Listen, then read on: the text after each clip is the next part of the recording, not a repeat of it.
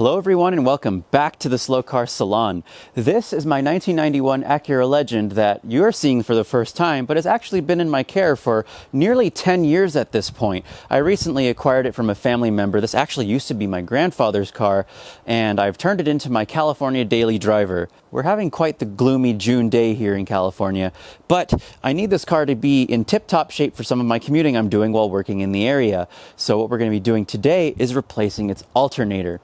The Acura Legend is a very electrical accessory heavy car because at the time in 1991, this is meant to compete with the Mercedes E-Class and the BMW 7 Series. So there's power everything, and what essentially this equates to is the alternator is a 110 amp output, and they unfortunately tend to die over time. I'm not necessarily sure if this one is original or not, but we're going to replace it with this unit I got off Rock Auto because it was rebuilt and has warranty, and that's going to work for me. So let's get started.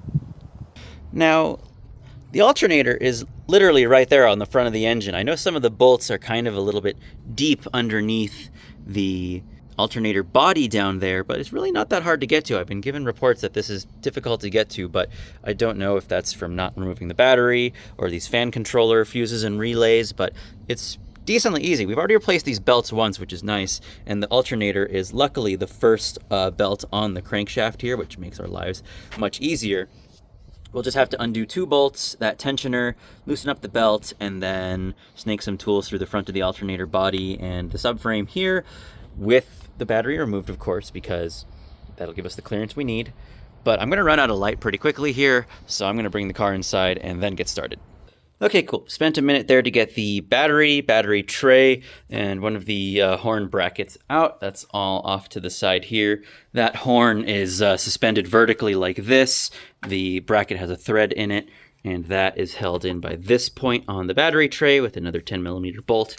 So those are out, and you can see our beautiful old alternator. The reason why we're swapping this out, I've realized I failed to mention, is because I was driving it to a client one day and it died on me on the way there. And what this meant was the battery was no longer charging, and it nearly cut out completely before I even parked up, and luckily it made it all the way there. I spent my day with the client and I was able to tow it home. So the car's been sitting for 4 months as a result of that, so that's why we're getting in here. So what we're going to start doing is loosen this bolt for the tensioner rod, loosen the bolt back here for the tensioner bracket. That takes care of the top of the alternator, and then through the cup of this front engine mount here, there's another bolt down here, as you can see, that we'll have to access. Also a 12mm.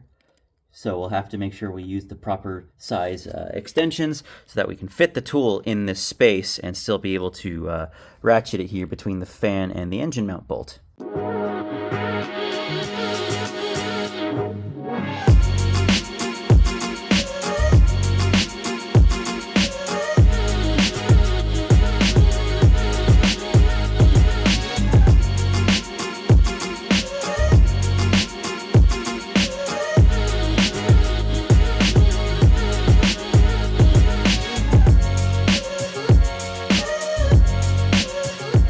Right.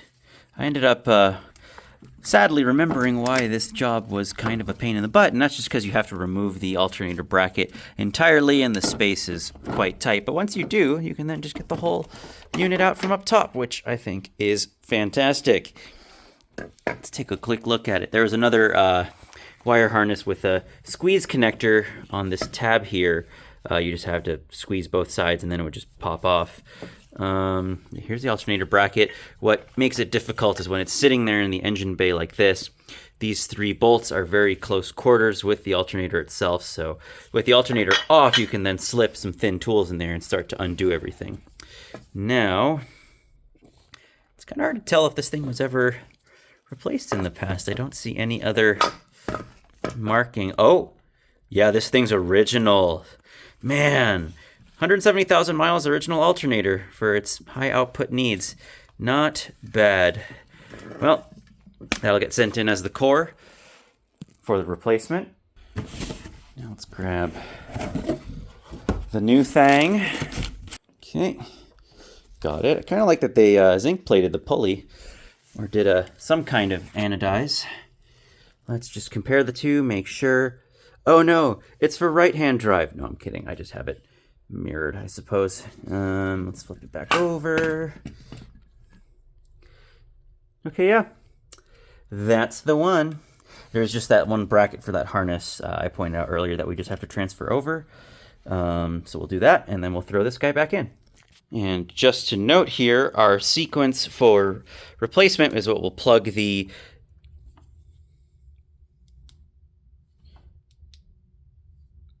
flashlight. So our sequence for replacing the alternator here is that we'll put the charging lead and control leads back on, and then slip the alternator somewhat in place, manipulate the bracket in, put the 3 bolts for the side of the engine block in, then the front one, and then bolt the alternator in fully to the mount here, which now that I'm looking at it again, it's very interesting how it's integrated into the lower engine mount bracket. Very cool. Anyways, so bolt it in at the bottom, bolt it in at the top loosely, and then tension it, and then torque them both down.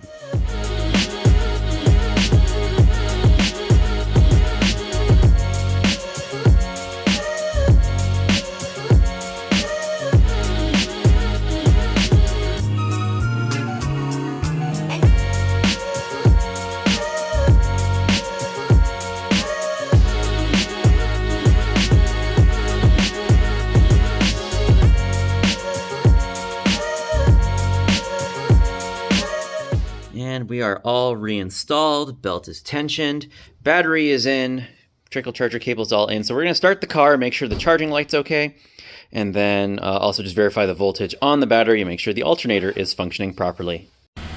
All right, started back up. No charge light, that's just the emergency brake light. But yeah, it's looking good. So let's get up front and measure the voltage at the battery. All right, and at a fast idle, we're about 14.3 volts, which is perfect. Good. And for the successful repair, I got the car a little treat for my last little trip to Japan. And it is a genuine Mugen oil cap. It is a real oil cap from Japan. And we're going to, because there was actually a Mugen version of the Honda Legend in Japan, even my key has a genuine Mugen key tag just as a motif. I'm not going to actually convert this into a Mugen Honda Legend because those parts are so extremely rare.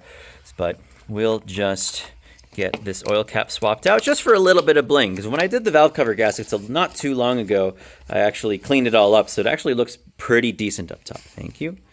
Good, nice new O-ring seal back there.